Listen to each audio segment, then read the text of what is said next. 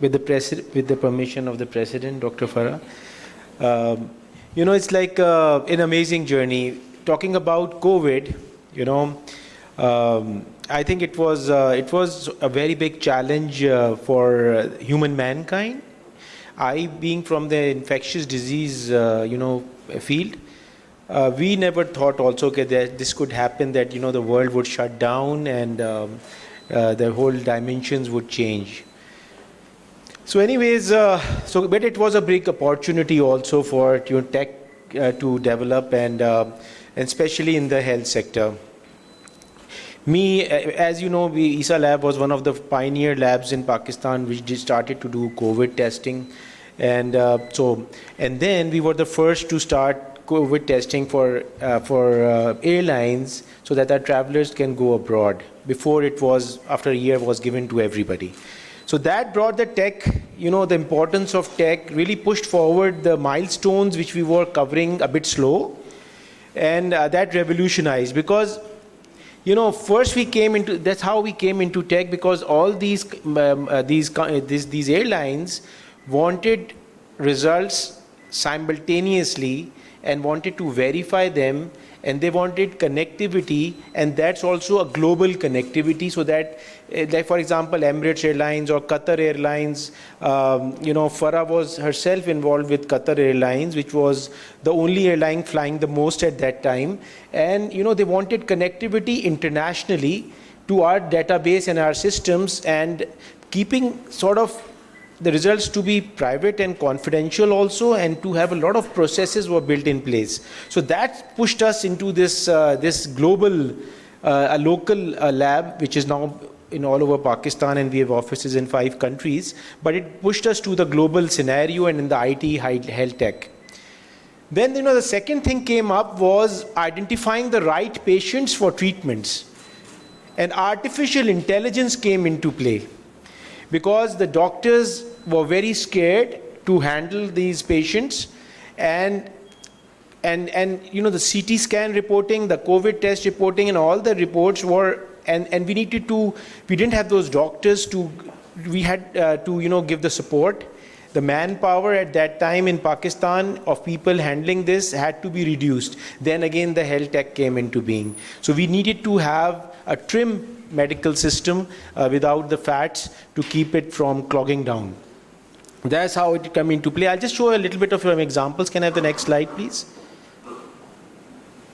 So first of all, what happened, that the patient was at stuck, and Bushra also helped us a lot at that time. And so we had this lab test a click away. So now the people were stuck at home, and they were using their cell sets, and they wanted home services. Hospital had a lot of patients, and they were a lot of, they would have been compromised, their health status, if the people would have visited there. So we brought this, and you could just get in touch with them, and the team would reach there, the doctors would reach there.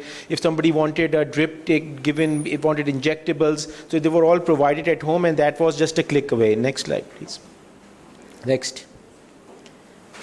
So this was our vans which went. Next. Yeah, then we developed a call center. So we are the first people to develop a call center, which is 021 111 78986, and we got connected internationally. So people who were at that time didn't know about the digital system, they used to call, and we have a proper now call center of around 80 people, 24/7, which is handling calls. So that was, and this is a sort of a inclusive and a diversity based program. The call center, it has blind people working, it has transgender people working, and they're all connected now. Next, please.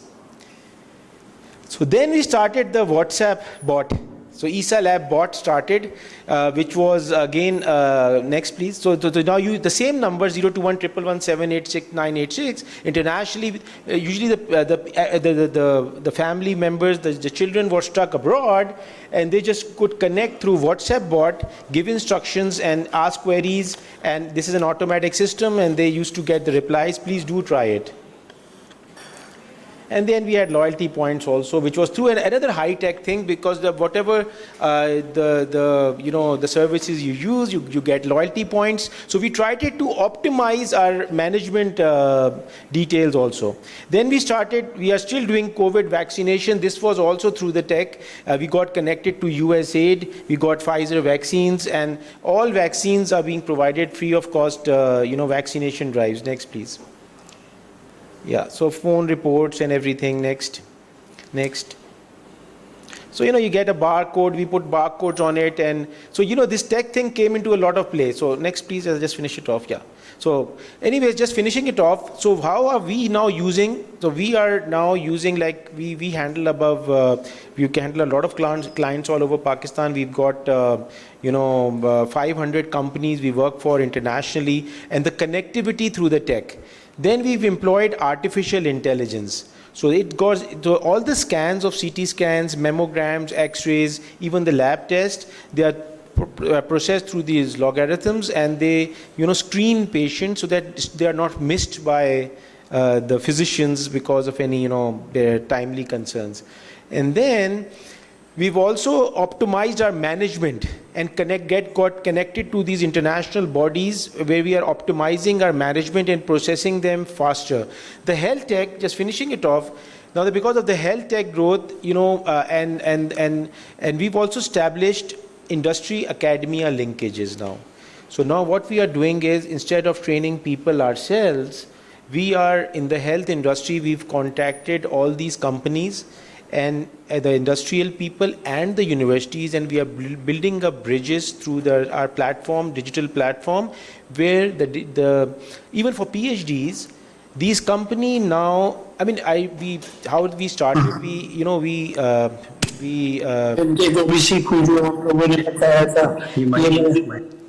so what we did was, if a person does a PhD on how many baal hai on a makhi's wings, it doesn't have any impact. We've got a lot of PhDs, people doing PhDs on irrelevant subjects. So we've coined a word now, we're finishing it off, is idea to invoice. So what we want even those PhDs to do with the idea they have, the industry supports them. The idea comes from the industries in collaboration with the academia, and then it is converted through the whole process into an invoice that it is being sold. So that's what we have achieved, and we were the people who established the first Expo Pe Gulshan Mein COVID Center in Pakistan, and that was, by the way, the training I got from the US, I brought it to Pakistan, and no doctor, no nurse, no paramedical staff, no janitor. Imran was also there at Expo Center working with our armed forces, including myself. None of us got COVID. That's how we brought health tech into the field, and this record was internationally acclaimed. How did the technology which came in, we were reduced the workload on the doctors, the exposure time to the COVID patients through the tech. Imran used to give the psychotherapies, and no person, including myself or my team or any of the army people, got COVID at Expo Center, and there was a least death rate. That's how we convert the health tech into an impact, and that's really gone internationally. The last thing is, we are working on health tech to basically screen patients before they become a patient.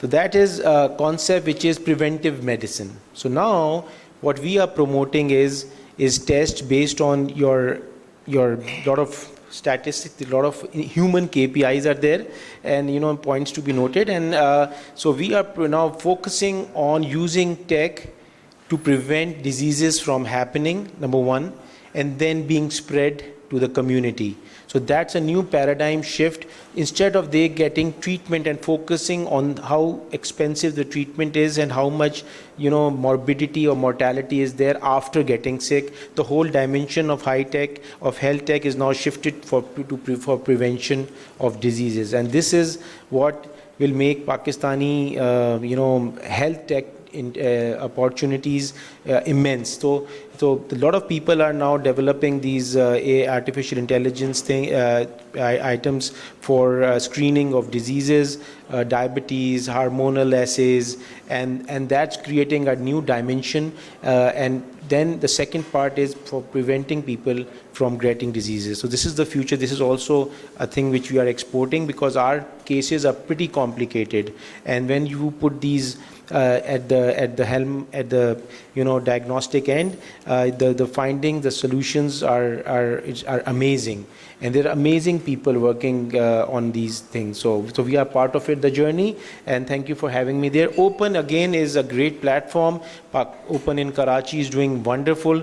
The initiatives are immense, and I think this is a platform which we are proud to be part of. Thank you so much.